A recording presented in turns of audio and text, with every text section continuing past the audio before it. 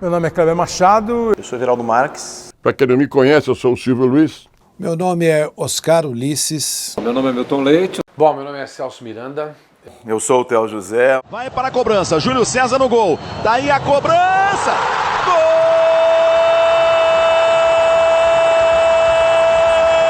A nossa profissão não são só aqueles 90 minutos de futebol, 2 horas de uma corrida. César Ciência! Medalha de ouro do Brasil! Então a linguagem da TV aberta ela tem que ser muito mais abrangente.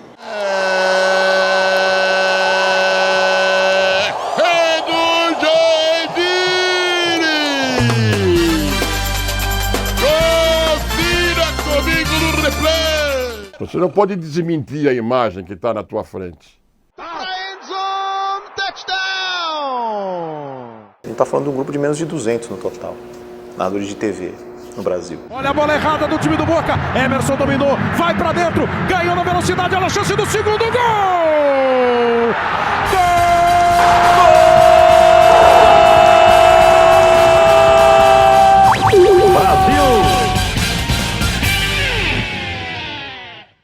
Comecei a trabalhar com esporte nos anos 80, 82, mas assim, não era a minha função.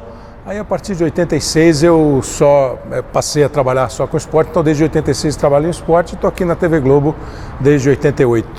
É difícil dizer se foi escolha, né? Na verdade, quando eu era moleque eu sempre gostei de futebol e de narrar jogo de botão, enfim. Achava que era uma profissão muito bacana. Não imaginava que fosse ser o meu futuro. Eu imaginava que eu fosse ficar na parte artística do rádio mesmo, como eu estava. E toda hora ele ia na redação que ele queria, eu quero gravar alguma coisa de esporte e tal. E um dia eu arrumei lá um texto, lá faltou um repórter para ele gravar português, ele gravou, e o Kleber o português dele é limpinho, ele tem vocabulário.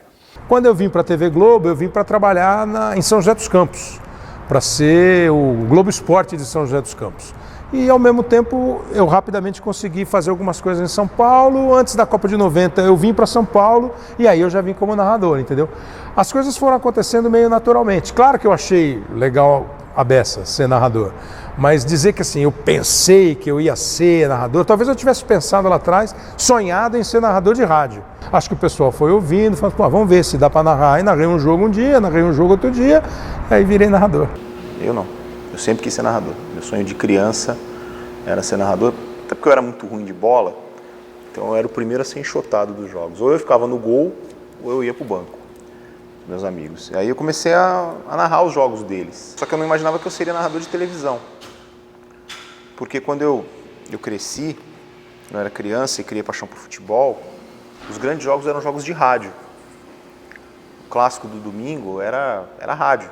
Então era Osmar Santos, era Fiore, era Zé Silvério, era Amigão, Luiz Roberto, Oscar Ulisses. Sou irmão do Osmar Santos e ele no ano de 70, na década de 70, ele montou em Marília um campeonato dente de leite. Botou a molecada para jogar. Levou também uns meninos para narrar jogos. E os meninos foram narrar jogos e eu estava lá no meio. Então eu comecei ali já molequinho narrando futebol dente de leite de um campeonato organizado pelo Osmar lá em Marília. Isso não era um trabalho profissional, era uma arte do Osmar. Eu comecei minha carreira em 78, comecei primeiro em jornal, morava em Jundiaí na época, trabalhei em jornais lá, depois os jornais acabaram me levando para a rádio. Em 1987 eu vim trabalhar em São Paulo, fui trabalhar como redator da Economia do Estadão, ainda continuei fazendo rádio lá em Jundiaí.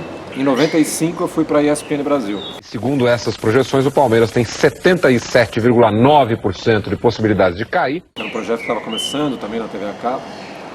Ainda trabalhei durante 3 anos na rádio e na ESPN, até que a partir do final de 97, só nesse momento é que eu virei um narrador esportivo só, né? A minha função principal passou a ser narrador esportivo, porque até então meus outros empregos que eram, tanto no Estadão como na Rádio Jovem Pan, que eram meus principais empregos, né? A TV era mais ou menos um freela ali que eu fazia.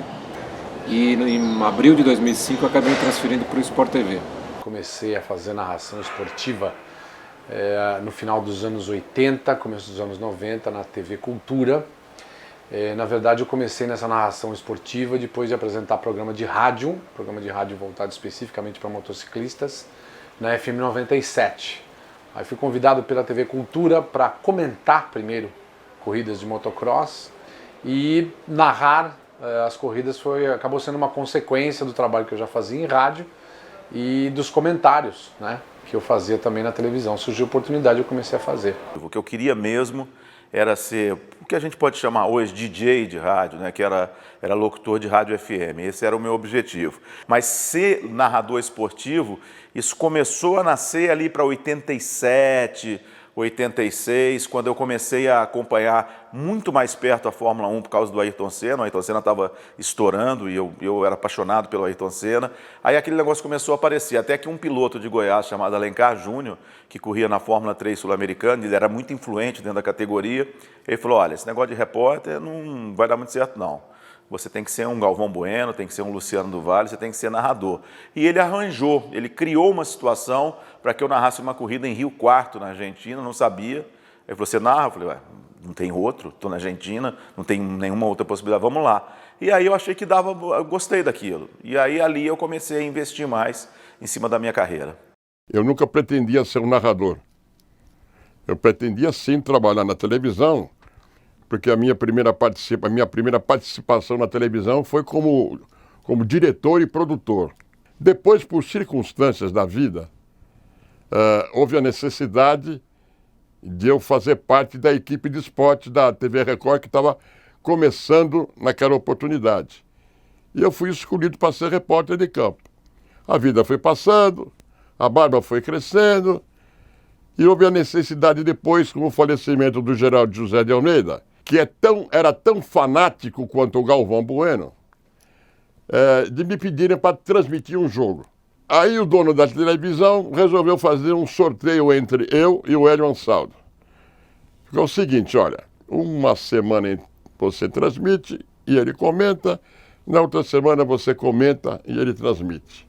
Chegou um determinado momento que o próprio Hélio falou, olha, seu Paulinho, deixa o Silvio fazer, porque ele está se dando bem nisso aí.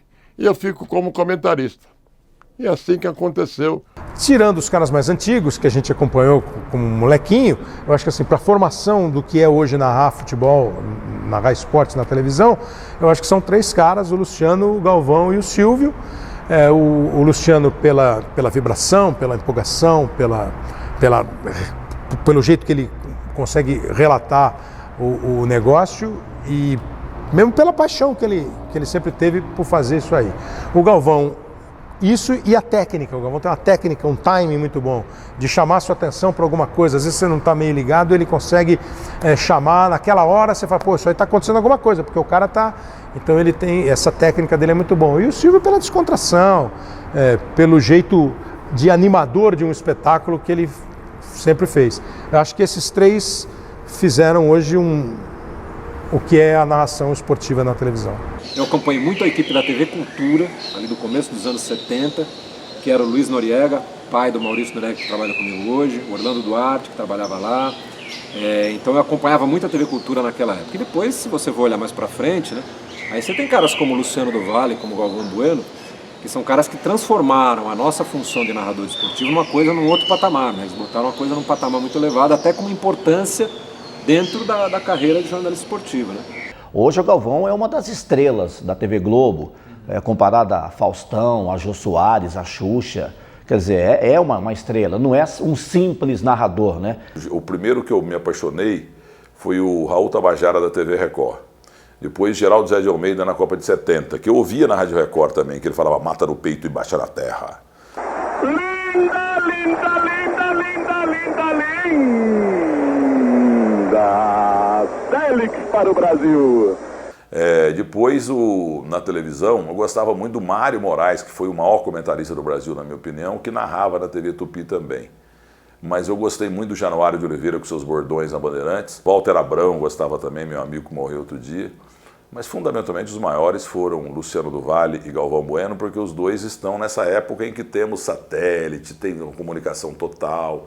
Antigamente a coisa era romântica, na base do fio no bambu. Então o Luciano do Vale e o Galvão Bueno O Luciano não é porque morreu, não. Ninguém atingiu o potencial de voz e emoção dele. O Luciano é o vozeirão, a voz mais bonita que já teve na história da transmissão de rádio, TV e tudo. Tecnicamente o Galvão é perfeito. Eu não sou amigo dele, muito menos inimigo, mas eu tenho admiração por ele porque, guardadas as proporções, ele é muito patrulhado também, morre de inveja do Galvão Bueno. O Galvão Bueno é isso, que o Galvão é mala, porque não sei o quê. Se o Galvão Bueno não fosse um cara top de linha, você acha que a Globo ia comprar direitos caríssimos de Campeonato Paulista, Carioca, Campeonato Brasileiro, Libertadores da América, Olimpíada, Copa da UEFA, Liga dos Campeões da Europa, comprar também aí os direitos de Copa do Mundo e andar na mão de um Zé Mané? É porque o cara é bom, pô. Tanto é que quando ele não transmite, a audiência cai. Aí vem Senna na reta, é o final da prova. Ayrton Senna na ponta dos dedos. Ayrton!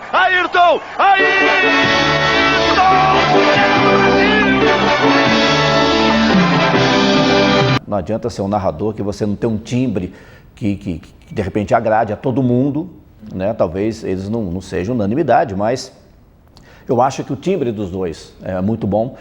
Os dois conseguiram criar uma personalidade muito forte. As emissoras de TV, as duas, acreditavam e acreditam, no caso do Galvão até hoje, acredita muito nele, né? No potencial que ele tem de segurar uma audiência, na figura dele, a imagem dele, como a Band sempre acreditou no Luciano também. Era um locutor que ele sabia crescer no momento da emoção, no momento certo, era preciso na hora de crescer na emoção, a bola passou ali da intermediária, ele crescia.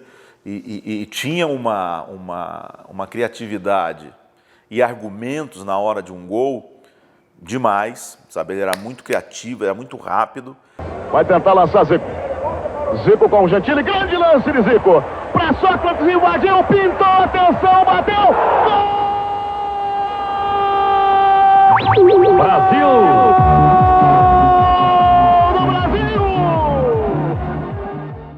E o Galvão, ele tem uma qualidade que se é da pessoa, isso não adianta querer buscar. Você pode trabalhar, mas que é fazer o enredo do evento. Vai começar um jogo Brasil e Argentina. Ele já começa a trabalhar. Olha, é Brasil e Argentina. Esse é o maior clássico do mundo. O Brasil tem que ganhar. Porque pá, e parece uma novela, sabe? Ele vai te trazendo para dentro do evento, vai te trazendo, vai te colocando. Quando você vê, você está ali e fala, poxa vida. E isso é uma coisa que não é fácil. Ele tem isso é uma capacidade que ele tem que eu admiro muito. E é o que eu digo, tem jogo que pede isso, sabe? Igual Palmeiras e Corinthians. Talvez seja o último clássico no Pacaembu deles e tal. Palmeiras precisa ganhar, é um clássico e tal. Você já começa a pensar, mas você fazer isso durante os 90 minutos é duro. Acho que uma das coisas que mais marcou realmente no rádio foram as primeiras narrações de Copa do Mundo, né? Porque quando não tinha televisão, né? E a Copa do Mundo é o grande espetáculo, né? Do futebol e acompanhar isso pelos relatos que a gente tem das pessoas, né? Realmente ela é uma coisa fantástica, né? A televisão no Brasil começou em 1950, mas transmissão de futebol era muito esporádico. Em 54, na verdade, em janeiro de 55, teve uma transmissão de Palmeiras e Corinthians. Depois, em 57, teve outra. Era uma por ano. Era só decisão de campeonato. Era uma época de Raul Tabajara, na Record. Depois, na década seguinte, era Walter Abraão, na Tupi. Locutores foram importantes, mas o futebol tinha muito pouca transmissão. Dá para você imaginar que tenha duas câmeras e eu lembro que a transmissão de jogos de futebol do Raul Tabajara tinha um publicitário, Arapuã, que ele fazia desenhos e a câmera no intervalo focalizava o desenho dele, era muito primário tudo, né? Quais são as principais modificações sugeridas na grande reunião de que todo mundo tomou conhecimento? Em primeiro lugar, segundo o modo de ver de certos jornais, caiu o absolutismo do técnico dentro da nova forma. No rádio, um locutor esportivo de rádio, ele tem que situar o ouvinte de onde a bola está, para que lado que o time está atacando, ele tem que fazer o cara imaginar um jogo, né? E esse imaginar um jogo, no nosso estilo de narrar, é uma coisa vibrante, é uma coisa empolgada. O jogador está na ponta direita, ele está dominando a bola com a perna direita, ele está sendo marcado por dois, companheiro dele, o fulano de tal, está passando ali, também está marcado, ele não tem essa opção de passe, então ele volta a bola aqui no metade do campo, na grande lua. Principalmente onde está o jogador no campo, você vai contando. No rádio e na televisão não precisa. O Fiore Giliotti era um cara da poesia. Você quer a coisa mais bonita? Abrem-se as cortinas e começa o espetáculo. O que é um jogo de futebol, se não um espetáculo, e ele fazer essa menção a um teatro onde abrem as cortinas e começa o espetáculo, né? Na televisão, se você dá uma pontua, respira, a imagem está lá com o sobe-som do futebol, do carro. No rádio não tem isso. Você tem um sobe-som, mas tem que ter ocupado, senão o cara vai pensar, essa rádio saiu do ar. Então, muitas vezes, quando você está narrando um jogo ou uma corrida, tem alguns momentos que a coisa está tão rápida que você não pensa direito o que vai falar. É uma coisa meio mecânica. E isso é difícil. Eu acho que o rádio é uma narração mais difícil do que a televisão. O que parece ser simples, eu acho que talvez seja o maior complicador. Você ter a imagem e o som. Porque se eu fizer um jogo e disser apenas bola com fulano, com Beltrano, para fulano de novo, para Beltrano de novo, alguns podem se satisfazer. Outros podem achar a obviedade do óbvio. Pô, isso eu estou vendo. Você não pode não falar quem está com a bola. Porque a gente imagina que todo mundo sabe quem é o jogador do time tal. E não é todo mundo que sabe. O público médio, o público da TV aberta, que não é um público do futebol, é um público que às vezes vê futebol, esse público não sabe a escalação do time de cor. Se está jogando o lateral titular ou lateral reserva. Quem sabe, ele tem conhecimento do que é ser lateral. Então você precisa identificar o jogador, você precisa descrever a jogada, você precisa crescer no lance junto com a partida e, ao mesmo tempo, você tem que sair um pouco do óbvio. E talvez esse seja o grande segredo. Por isso que eu não sei se é mais fácil narrar na televisão do que narrar no rádio. Porque rádio é um belíssimo de um revólver. Televisão é canhão, é bomba atômica. A gente do rádio fala muito, mas a gente se policia, eu acabei aprendendo, não sou burro. Por isso que muita gente do rádio que tentou a televisão se deu mal. Sabe? Porque você tem que se adaptar ao veículo. E eu, graças a Deus, me adaptei ao veículo porque eu achei que você não pode brigar com a imagem que está na tua frente.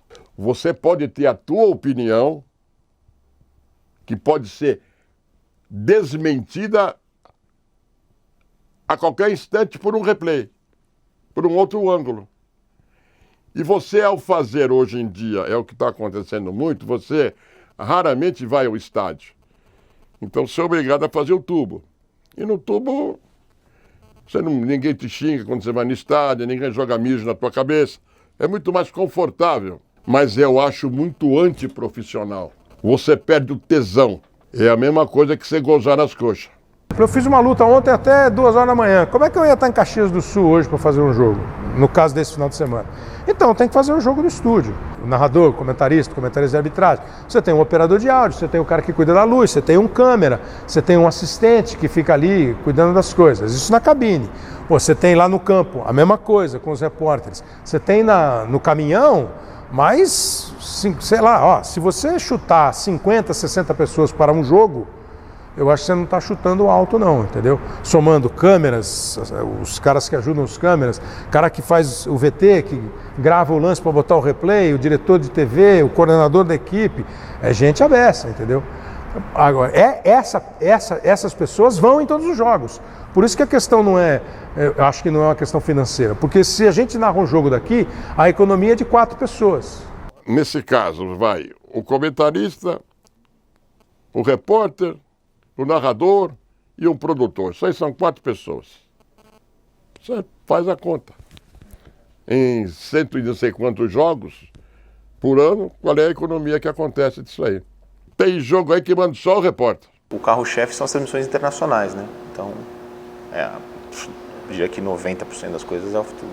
Eu vou para estádio em rádio e a TV vai para estádio em Copa do Brasil, basicamente, né? Levar até quem está te acompanhando coisas que a imagem não mostra, principalmente o ambiente, o clima. Eu acho que faz diferença estar no estádio. Até o seu tom, acho que até o seu tom sobe um pouco, você dá um gás a mais. Se eu pudesse escolher, eu só faria jogo de estádio. Naquela época, 30 anos atrás, era comum. Eu lembro que uma vez nós fomos fazer um jogo da seleção, acho que era Bogotá, sei lá, e deu problema, não deu para a equipe se deslocar para o outro jogo, que era numa outra cidade, porque fechou o aeroporto, uma confusão. Então, à tardinha, 5 horas da tarde, eles me falaram, nós não conseguimos viajar, vamos ter que fazer daqui pela televisão. Eu falei, que beleza, né? Vocês vão fazer pela transmissão local deles aqui. Então, eu lembro que foi Oswaldo Maciel. Maciel, olha que absurdo, puseram uma televisão no saguão do hotel, o Carmona, o repórter ficou do lado direito da televisão e o outro repórter, que não lembro quem era, ficava do lado esquerdo. E o Maciel transmitindo pela televisão. Olha lá vai a seleção, não sei o quê. É isso aí, bola pela linha de fundo. Era desse lado. Linha de fundo, Roberto Carmona. Porque o jogador fez isso. Quando ia do lado, chamava o outro repórter.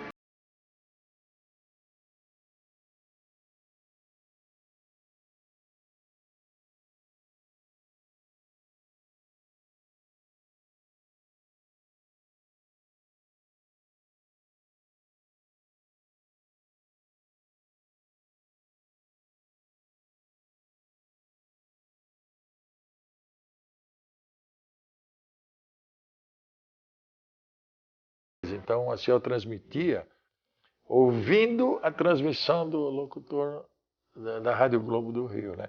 Com atraso, e fica péssimo, né? Porque bola, gol! Não sabia quem era. O Milton Nascimento já dizia, né? O artista tem que estar onde o povo está. Tem que ser no estádio. No Campeonato Brasileiro, eu estou fazendo 95% dos jogos do estádio. É outra história, você vê o jogo, você não vê só por um diretor de TV, uma falta com cruzamento na área, um escanteio cruzamento na área. Caramba, tem 6 jogadores do time que está defendendo e 5 do time que está atacando.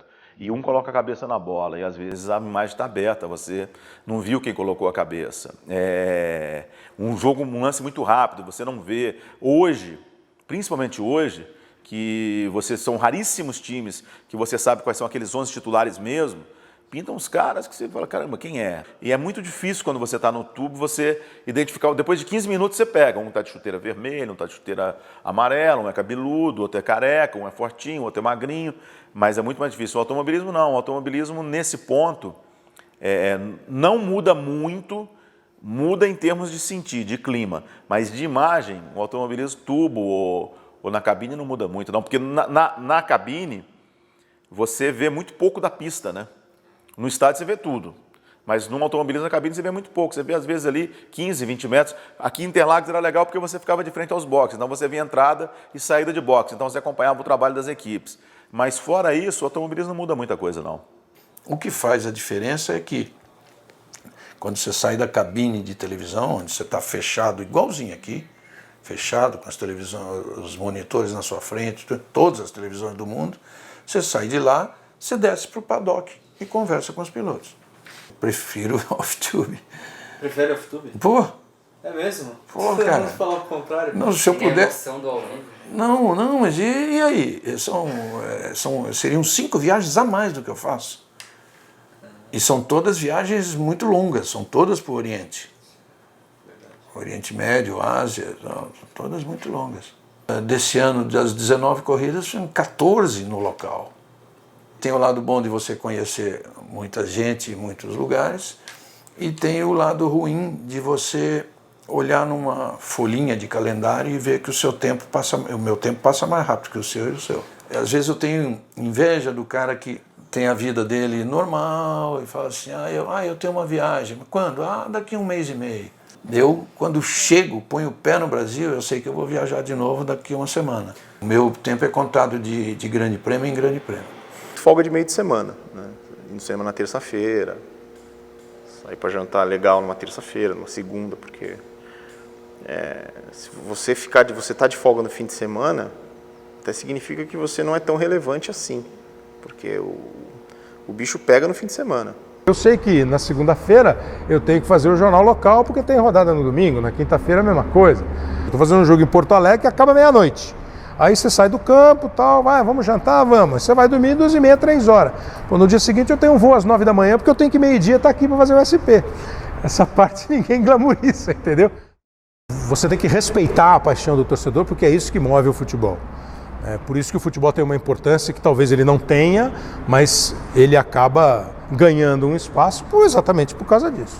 Mas eu não posso pensar exclusivamente na paixão do torcedor na hora de dizer se foi pênalti ou não. Eu tenho que pensar na paixão do torcedor para não desrespeitar o time dele. Eu não gostaria que ninguém falasse mal do meu time jocosamente, mesmo que ele estivesse perdendo por 8-0, 7-0, 9-0 ou 1-0. A primeira coisa é não mentir pro cara. Se o jogo tá ruim, você pode até dizer, não tá tão bom, mas não pode dizer que tá ótimo, tá bom, porque não tá, né? O cara tá vendo em casa. Isso aí passa na cabeça de algumas pessoas que a gente, mente por causa da audiência. Pô, como assim?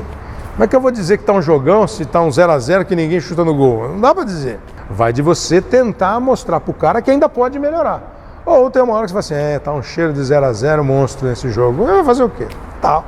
Essa coisa do bom humor me ajuda nessa hora, né? Porque você acaba brincando com a ruindade do jogo.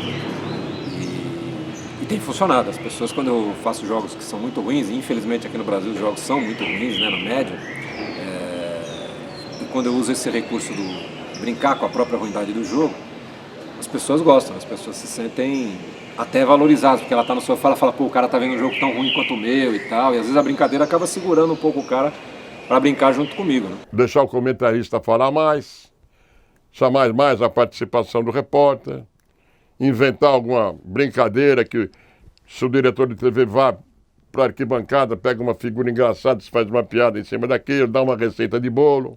E eu procuro, com essas brincadeiras minhas, deixar o cara preso. Vamos ver que palhaçada ele vai fazer agora, vamos ver que piada ele vai fazer. E o cara vai ficando e o jogo tá uma merda, porra. Mas você tem que buscar algumas coisas que aquela corrida pode ser interessante. Então, de repente, um cara que sempre andou em 18º, ele está em 4º. Poxa, que legal. Ou o contrário, o Massa que precisava ganhar a corrida está em 6º. Aí, pô, Massa, qual é? O que está acontecendo e tal? Vou te contar o que a gente ouve no ouvido quando está narrando uma corrida. O cara fala assim, olha, estamos no momento X, nossa audiência está dando tanto, mete emoção aí. Então é a hora que eu sei que deixa eu ficar meio afastado e é hora do narrador quebrar os cristais aí com a voz, né? Principalmente nas 2 últimas voltas de uma corrida. Tem a hora dele. O narrador, no Brasil, a narração de qualquer esporte é a emoção. Não pode ficar conversando muito quando o jogo é muito ruim, você tem que narrar mais, você tem que procurar dar mais o ritmo de narrador, mas sem querer exagerar. Se você ficar conversando muito, o jogo tá ruim, o cara já vai, pô, esses caras estão conversando pra caramba, vamos sair fora. Ela tá monótona por um motivo. Você tem que descobrir qual é. Você tem que dizer qual é. Você tem que ter estudado o suficiente para dizer para as pessoas por que ela está daquele jeito. Porque não é só você descrever o que está acontecendo, mas também descrever aquilo que a pessoa talvez não esteja vendo. Porque nesse momento, os pilotos, no caso de Indy, estão preocupados com o consumo de combustível. Na verdade, isso é um sintoma. Uma corrida, uma partida de futebol, uma partida de basquete, elas são como um filme, como um drama, uma novela, um drama, né, que tem começo, meio e fim. Que é o barato de fazer jornalismo com esporte, é isso. Você tem o drama fechado na sua frente. Tem um evento e as coisas acontecem na sua frente. Né? Então, se você tiver informação para ilustrar a pessoa o porquê daquilo está acontecendo daquele jeito, naquela hora, as pessoas ficam com você. Os nossos convidados sabem muito sobre essa prova. Confira aí. O mais interessante de dados estatísticos é o confronto. Então, vamos supor, joga Palmeiras e Corinthians. O cara quer saber quem ganhou mais. O Palmeiras ganhou 114 e o Corinthians 112. Falei, nossa, o Corinthians tem que ganhar hoje para ficar 113 e faltar só um para igualar. Tem formas de você chamar mais audiência, né? Que eu falo, esse enredo, a situação da tabela, o que representa aquele resultado, o que não representa, um jogador. Pô, é muito legal hoje, você vai fazer um jogo, tem Robinho. Então, pô, vou trabalhar o Robinho. Tem o Kaká, vou trabalhar o Kaká. Neymar, Cristiano Ronaldo. Quando tem Cristiano Ronaldo, Neymar, Messi, aí pronto. Aí você tá feito. O Sport TV, o canal Campeão, quando eu falo isso, o cara dispara o comercial. E eu sei, de antemão, que ao longo de cada tempo de jogo eu tenho 6 comerciais para chamar, 6 foguetes que a gente chama. Né? Além daquelas chamadinhas que você faz ali de texto, de programação e tal. Você tem que ter a percepção do momento para chamar o foguete, porque isso é controle seu, né? O narrador é que decide a hora que ele chama o foguete. Uma vez eu quase perdi um gol por causa de deixa. Na Copa Acho que foi na Copa de 98, talvez. Agora não tem mais deixa em Copa do Mundo, né? Mas já aconteceu de você... Nesse jogo especialmente era Argentina e Holanda. Toda jogada da Holanda os caras saíam tocando bola, zagueiro, goleiro, lateral, saíam tocando a bola. Aí a hora que o goleiro pegou a bola, eu falei, vou dar a deixa, dei a deixa. O goleiro rolou a bola, acho que no Deber, ele mandou a bola lá e a bola viajava e a deixa no ar. E aí o Bergkamp dominou, já trouxe para dentro e fez o gol. Mas deu tempo de narrar, mas você fala assim, mas isso já aconteceu um monte de vezes. Pô, a defesa tá com a bola, você dá a deixa, aí o cara entrega a bola para o atacante. Globo, a gente se liga em você. Novo Fox, o mais surpreendente dos compactos. E o time do Corinthians vai pro contra-ataque, lançamento pro Malcolm, que joga pro gol!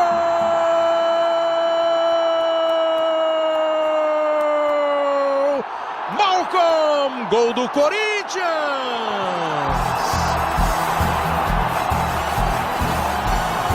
Que vacilo! Pô, quer prejudicar o locutor? Pô.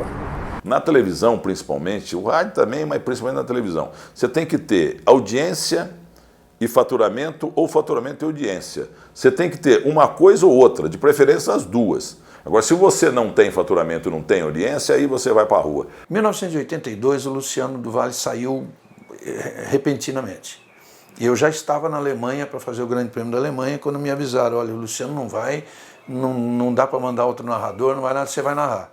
Tranquilo, velho. Eu vou narrar no meu estilo, tudo bem? Tudo bem. Fique tranquilo que eu te prometo que ninguém vai falar com você durante a narração. Imagine, falar à vontade. Como se conversa muito com o narrador durante a transmissão, hoje até menos, com iPad, iPhone e tudo, se passa as deixas, as chamadas que ele tem que dar do Esporte Espetacular, do Fantástico, aquela coisa, tudo vem escritinho. Na época, era o cara, durante a narração, o cara, vou passar para você. Então o cara lia assim, veja hoje no Fantástico. Bom, e o cara está narrando, e ele mesmo escrevendo, veja hoje no Fantástico. Aí dava um tempinho e o cara falava, o crime da não sei o quê. Era o narrador fazia isso. Uma coisa que me irrita profundamente é quando vocês abrem uma transmissão e falam assim, hoje vai ter um jogo com muita emoção. Como assim?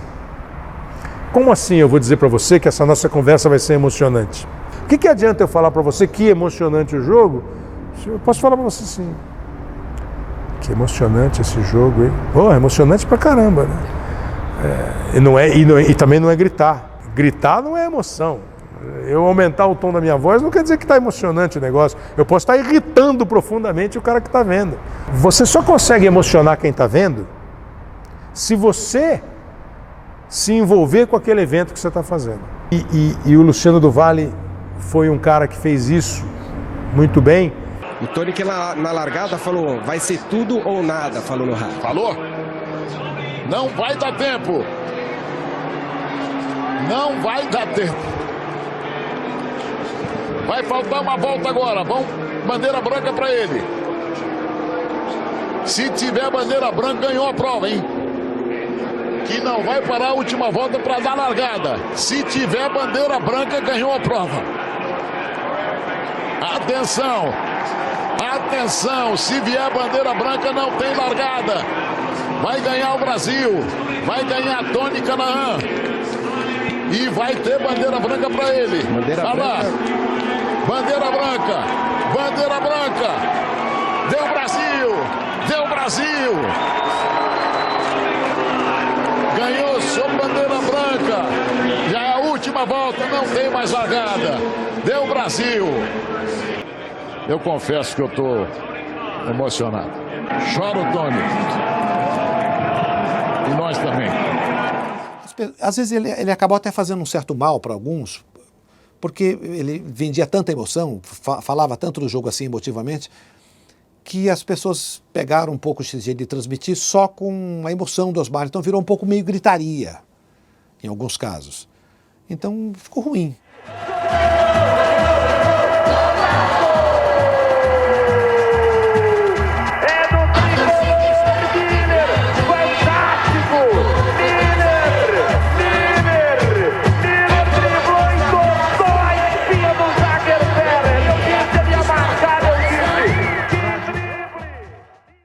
Você pode ver um jogo de um time que não é o teu, não está jogando o teu time, mas o jogo está tão bacana que às vezes você está vendo aqui, aí você começa a ficar aqui, aí você fica aqui e faz assim, porque o jogo está sendo legal e o cara que está transmitindo consegue fazer o jogo ficar legal. Acho que isso é uma... e não é simples, não é fácil, mas acho que é uma das atribuições do narrador esportivo. O jogo mais marcante da minha vida foi o segundo turno do Campeonato Paulista de 65, né? Eu tinha 13 para 14 anos, eles alugaram uma Kombi e precisava levar para lá, porque Muzambique e Ribeirão Preto 1h30, apesar que era estrada de terra, né? Até a entrada de São Paulo, no estado de São Paulo.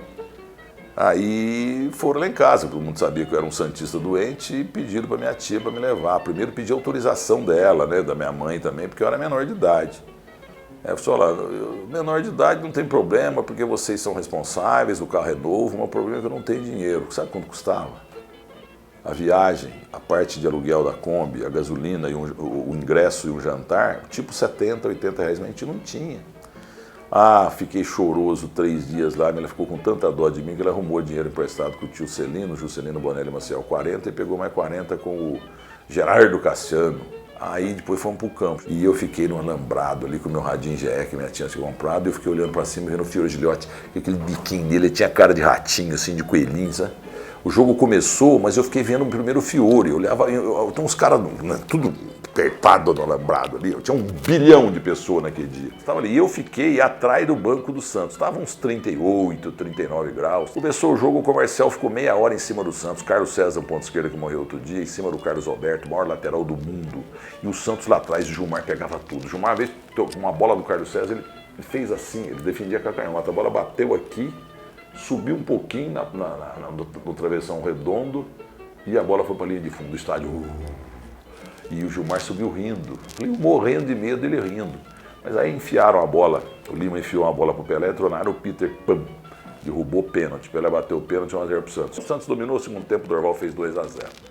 Mas teve uma hora em que teve uma bola espirrada, uma bola ali bem pertinho de onde eu estava, entre o Nonô, lateral esquerdo, que veio do Rio de Janeiro, do Fluminense, e o Pelé. A bola espirrou e saiu para a lateral. E a bola veio, ela veio bem aqui onde eu estava, sabe? Quer dizer, o alambrado está aqui e a bola veio até aqui, assim. O Pelé veio suado, aquele rosto crispado, assim, suado, aquela camisa de algodão molhada, porque a camisa era uma porcaria antigamente. O Pelé vem, pega a bola assim, ó, né, para bater o lateral, e isso durou uma fração de segundo. Ele pega e levanta.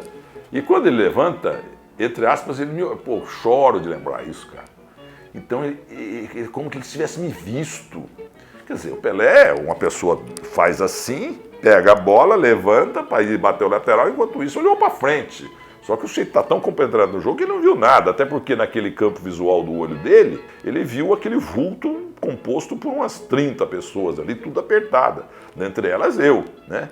E eu fiquei com aquela sensação de que o Pelé me viu, pô. Terminou 2-0, fomos embora. E quando nós estávamos na estrada, eu fui acordado de Ribeirão Preto até Muzambique. Assim, ó, Pelé me viu, Pelé me viu, Pelé me viu, Pelé me viu. Foi a maior emoção da minha vida. E eu tenho foto do Santos nesse dia. Pelé me viu. Zinho. Deixada por Piá, por ali, Gaúcho, Júnior, olho no lance.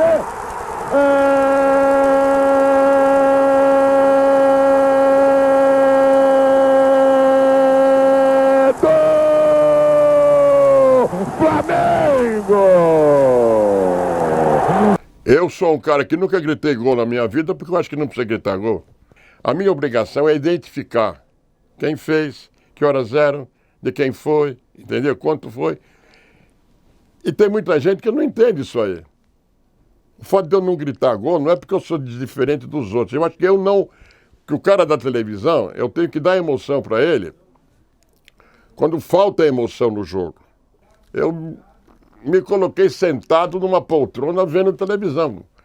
Se eu tivesse sentado numa poltrona vendo televisão, o que eu gostaria que o cara que está transmitindo fizesse? Eu sempre gostei de fazer a corrida, mostrando que além do Emerson e do Raul Boés, a gente tinha o Nigel Mansell, a gente tinha o Wanser Jr., a gente tinha Mário Andretti, sabe? Que era um espetáculo.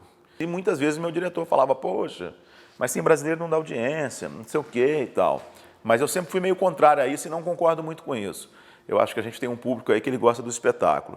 Agora, no futebol não tem jeito. Você vai fazer um Brasil e qualquer outro time do mundo, você grita um gol do Brasil de uma forma, mas eu procuro também mostrar as qualidades do outro time. Eu não sou esse que faz gol nem fala que foi gol. Gol é Costa Rica 1-0. Os narradores americanos, eles têm uma vibração grande, pelo que eu vejo em televisão, uma vibração boa, assim, meio parecida com a nossa, mas tem um jeito de transmitir mais diferente. Eles conversam mais, eles discutem mais os lances, eles têm uma valorização muito grande da estatística, principalmente pelos esportes que eles transmitem. Eu sou muito mais analítico do que fazer festa, né? Então eu acho que inclusive para uma narração de TV aberta, as pessoas querem mais gritaria, né? Eu nunca fiz esse estilo, nunca soube fazer esse tipo de narração. Um jogador de basquete que arremessa 10 bolas e acerta 8 bolas, ele tem um desempenho fantástico de 80%. E esse desempenho reflete diretamente o resultado do jogo, o desempenho do time. Pô, se eu arremessar 10 bolas e acertar 8, eu fiz no mínimo 16 pontos para o meu time, né? Agora, se eu sou um zagueiro que deu 80 passes, acerto 80 passes, tenho 100% de aproveitamento, e os 80 passes eu passei para o cara que está do meu lado, eu tive uma influência no jogo muito pequena. Então o número é diferente. Então por isso eles usam mais estatística e conversam bastante. Eu sou mais da transmissão latina. A minha grande vontade, eu tenho a maior admiração pelos narradores argentinos, colombianos, pelos mexicanos. Arranca por la derecha el genio del fútbol mundial. Y es el tercero a tocar para Borruchaga, siempre Maradona. Genio, genio, genio, ta.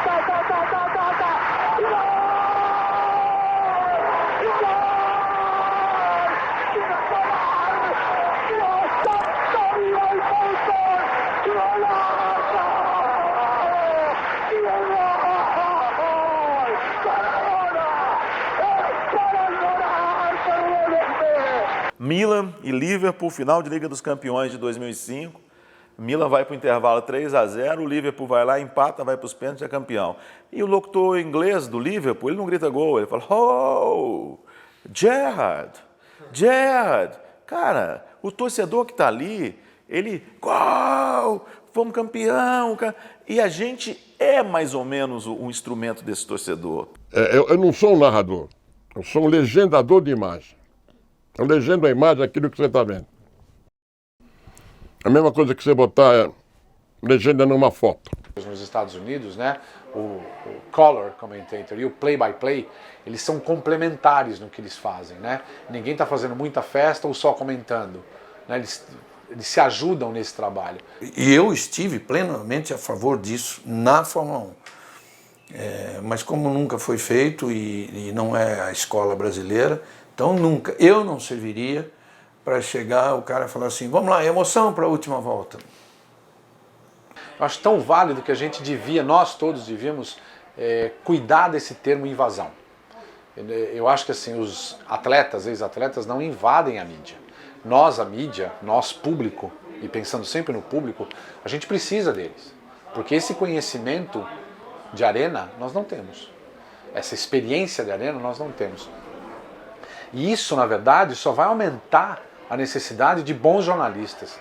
Porque você vai precisar ser tão bom em entender o meio, o público para quem você está, o esporte onde você está e aquela pessoa que é o comentarista, você tem que entender tanto disso para você utilizar melhor essa pessoa, esse comentarista, esse ex-atleta ou esse atleta, para ele te ajudar a passar mais conhecimento para o público.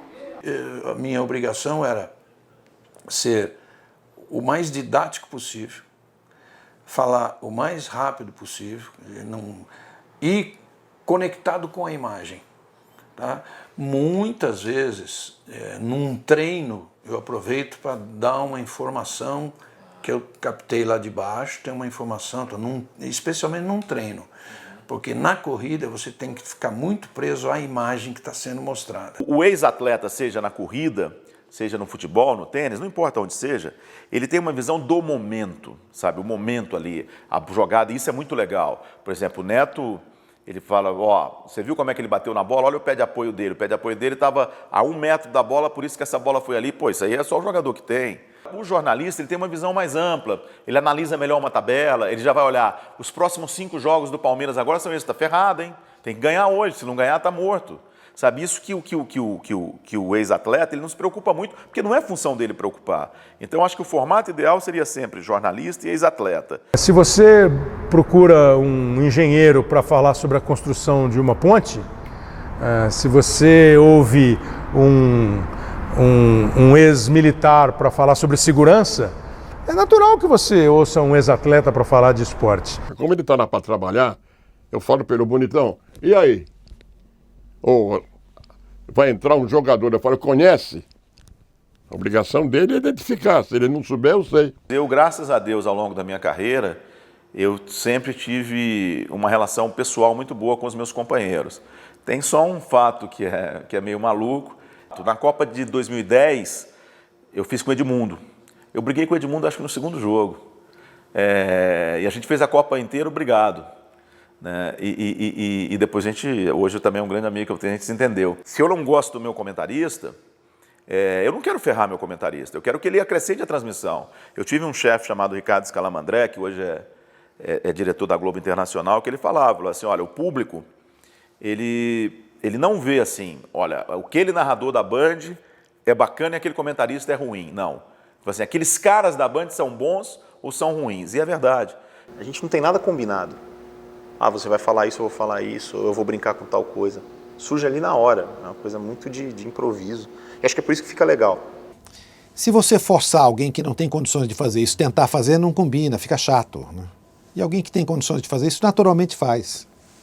A gente teve grandes locutores aí que agiram muito naturalmente e venderam uma transmissão, fizeram transmissões fantásticas, com muita emoção, com os bordões, alguns sem bordões. Aí vem, pra ficar feliz debaixo do capacete. É uma coisa super bacana e a gente não vê, que é o sorriso do vencedor. O cara tá feliz debaixo do capacete. Mais do que um bordão, de novo é uma informação. O bordão foi, eles vêm aparecendo, eu vou usando, tem gente que repete, quando não repete eu também esqueço e anoto num caderno. Fica lá, de vez em quando eu vou naquele caderno, faz tempo que eu não vou, por sinal, dou uma olhadinha, falo, pô, isso aqui faz tempo, vamos ver agora se dá certo, entendeu? Negueba, faz o passe atrás, Léo Moura, não Léo Moura, não é assim. Eu ficava vendo outros narradores usando outras coisas e ficava falando assim, caramba, eu tenho que achar E bordão nasce. Não adianta você ficar, ele vai nascer uma hora.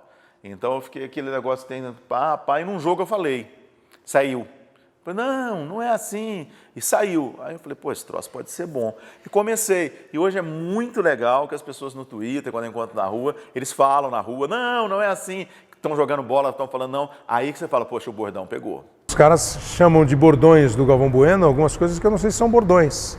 São coisas que aconteceram, que eu não me lembro dele ter criado. Por exemplo, o Bem Amigos, ele disse que criou porque ele estava viajando muito, e aí uma hora era tarde aqui, de manhã lá, de manhã ali, à tarde aqui, enfim. Então, para não fazer bom dia, boa tarde, está confundindo, para ele não falar boa tarde num lugar que era noite, ele começou a usar isso. E outros eu acho que foram nascendo naturalmente. A partir de uma jogada sai uma frase, a frase soa bem, a frase fica conhecida, passa a ser usada e vira um bordão.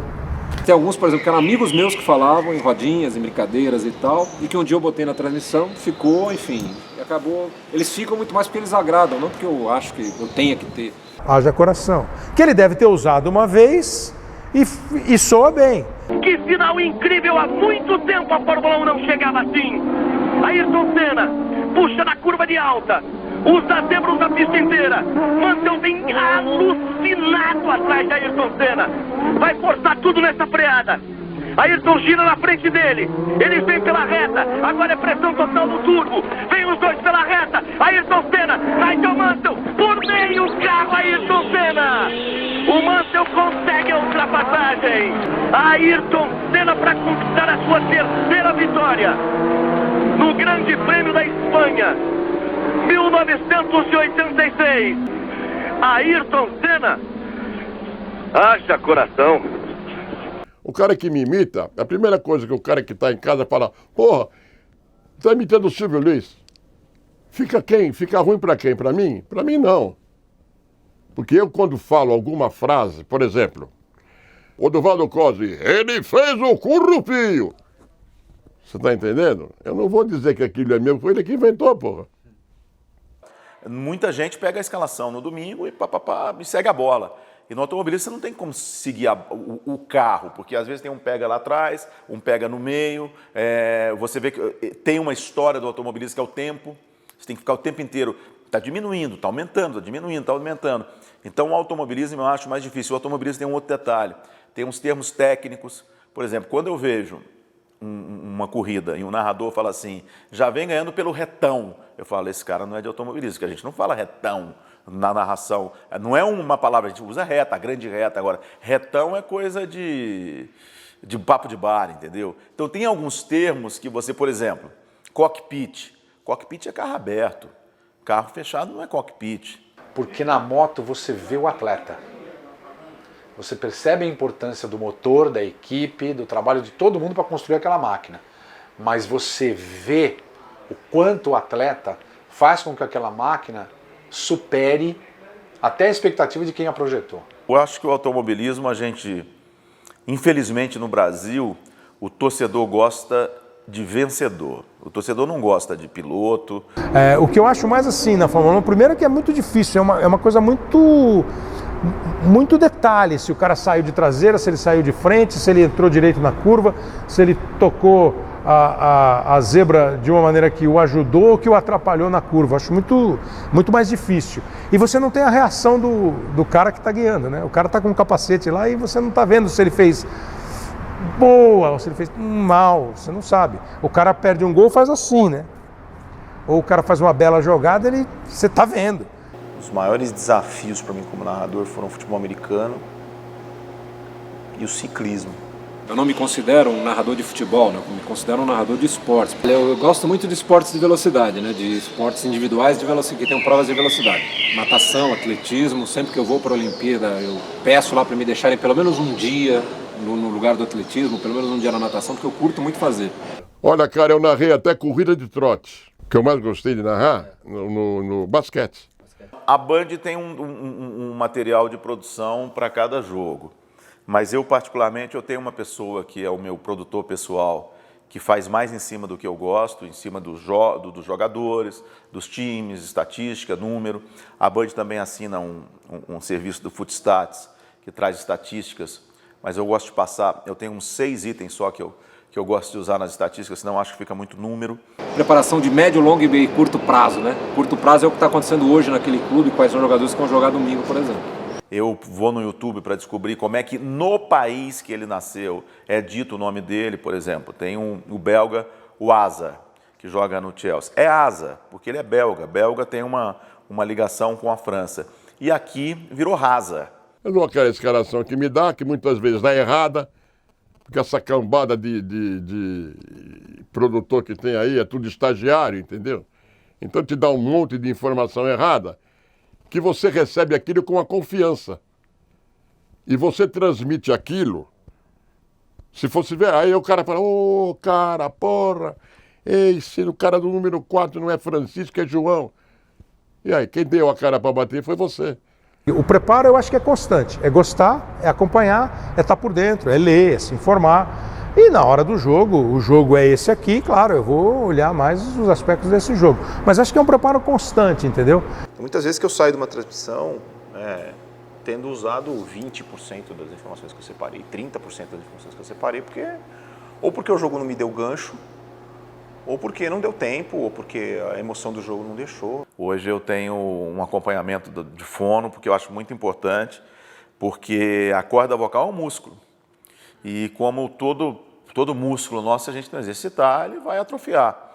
Então, e mesmo às vezes você acha que você tem 20 anos de carreira, está colocando a voz legal, não. Às vezes um profissional chega e fala, Você poderia ter tido uma colocação melhor, poderia ter sido mais forte. E a gente falha pra caramba. É uma situação onde o desgaste acaba sendo grande, às vezes em condição adversa, às vezes num local onde as condições do ambiente não são favoráveis, às vezes com ar-condicionado, às vezes não tem ar-condicionado, ele fica lá cozinhando, às vezes é um ambiente muito fechado, pouco ventilado, ou com muito ruído. Então ele tem que ter uma boa condição de saúde de voz para dar conta do recado, ele tem que ter uma boa resistência. TV e rádio são formas de comunicação que a gente chama de comunicação instantânea. Então o cara que está em casa só tem aquela oportunidade de entender o que o outro está falando. Então a gente tem uma primeira condição aí, que é a questão da clareza. Ele tem que falar muito claramente, porque senão o outro não entende e de casa não dá para parar e fazer né? Não entendi. Fica 3 horas transmitindo o jogo, se você não ficar tomando uma aguinha ali o tempo todo, sua garganta vai secando, você vai começando a forçar a voz, as cordas vocais, e você acaba ficando sem voz mesmo. Tem alimentos que devem ser evitados um pouco antes da situação de fala profissional. O chocolate, o leite, o café. Não, apenas eu como pouco. Um macarrãozinho, mais nada. Você come uma feijoada, vai fazer um jogo, você caiu dormindo, pô. Eu acho que a geração está muito fraca. É só você ligar os cabos aí, esse TV a cabo que tem aí, esses Premiere da vida, você pode ver. Tá complicado você encontrar qualidade. Nós acreditávamos muito que a Copa do Mundo fosse gerar muitos empregos, mesmo com esses canais chegando. Mas não foi o caso, né? Tivemos aí praticamente os mesmos profissionais que estavam, eles ficaram e fizeram a cobertura. Alguns chegaram, de repente você contrata um ou outro por 2, 3 meses, acaba dispensando. Se estivesse surgindo um garoto com um linguajar diferente, um estilo diferente de transmitir, você perceberia, porque eles são todos iguais, né? Não apareceu ninguém. Na televisão está aparecendo um pouco mais, no rádio está aparecendo um pouco menos, porque ele chama menos hoje, né? Mas a maior escola não é a faculdade é o início. A maior escola é a prática nessa nossa profissão. Você pode ver que nessa Copa, tinha gente até que ficava assistindo o Datena. Nessa Copa, o Datena foi muito bem na Bandeirantes, o Luciano Vale fez muita falta, ele tem grife, tem fama. O Kleber está aí há quantos anos? O Galvão nem se diga. Agora, hoje tem um pessoal da ESPN lá, aquele Andrade, eu acho muito bom. O Paulo Soares eu acho muito bom. O Theo José está ganhando grife agora, é o titular da Bandeirantes. Se você for olhar, você tem 2 televisões abertas fazendo realmente esporte, que é Globo e Bandeirantes. Mas na TV, eles não surgiram porque precisa ter carisma, precisa ter personalidade artística, né? Não é por falta de profissional, é por falta de oportunidade. Não existem 10 finais de Copa do Mundo a cada Copa. Tem uma final, é um cara que vai fazer. Se não estiver preparado para lidar com isso, melhor nem começar. Então, na aberta, eu digo que Deus olhou para mim. Porque você olha aí, tem quantos narradores? 8, 9, fixos mesmo. Né? A Globo, tudo bem, a Globo utiliza muita gente do Sport TV. Mas se você pegar fixo, 8, 9, eu estou entre eles, caramba. Eu sou muito feliz por isso e agradeço muito a Deus de estar nessa posição. Mas eu vou dizer uma coisa, posso ser até mal interpretado. Eu acho que tem muita gente que hoje está trabalhando em esporte, na TV em geral, para ser artista. Repórter quer aparecer, que é bonito, quer aparecer, mas não está preocupado com o texto, não está preocupado com a formatação da reportagem. Narrador que quer falar para os amigos que ele narrou um jogo, fez isso. E isso é profissão. Isso tem que estar na veia, isso tem que nascer com a pessoa. Tem que gostar muito, porque tem horas que massacra. Em vários momentos da tua vida tem que ser a coisa mais importante da tua vida, mais do que ir num motel com a namorada que você é apaixonado, sabe? Não, eu vou fazer o jogo hoje e vai ser melhor para mim, porque eu quero, não é porque é obrigação, é porque eu quero. Tem que ter consciência de que os finais de semana vão ser de trabalho e não de folga. E você tem que ter algumas pessoas em que você confia no meio, que, e aí, fui legal, e aí, onde é que eu tenho que melhorar? E você tem que melhorar sempre. A relação de narrador com narrador, comentarista com comentarista, ela nunca é uma relação 100% aberta. Né? Há uma, querendo ou não querendo, independentemente do nome ser maior ou menor, igual era o Luciano, que era gigante, você tem uma concorrência. Eu achei que eu ia ser demitido. Eu achei que no final da transmissão o meu chefe ia falar, ó, desculpa aí, garoto, eu te dei a chance, mas você já fez merda. Então, tchau. Corinthians e Juventus do Acre, era a Copa São Paulo de Futebol Júnior, dia 5 de janeiro de 2005. O Corinthians foi pro ataque, era pro gol à direita, assim. Aí o cruzamento pra segunda trave, era o Bobô. Ele cabeceia, a bola cai e morre na rede pelo lado de fora, mas ela morre direitinho, assim. A torcida que estava do lado de cá, do meu lado, não tive dúvida. Gol! Aí eu parei, eu falei, não foi. Como toda profissão, né? Você tem os sacrifícios que você tem que fazer, principalmente no começo da carreira, e a compensação que você vai ter quando você se transforma num profissional realizado. Sim, é isso, né? Não desista, né? O Luciano pegou um pouco do estilo mais antigo e começou a trazer para os nossos tempos. O Galvão já pega um estilo... O Galvão começa um pouco depois do Luciano na televisão e começa a introduzir essa técnica, esse modo de você mostrar o jogo de um jeito legal. Quanto? Ah, porra, e agora você vai me chamar?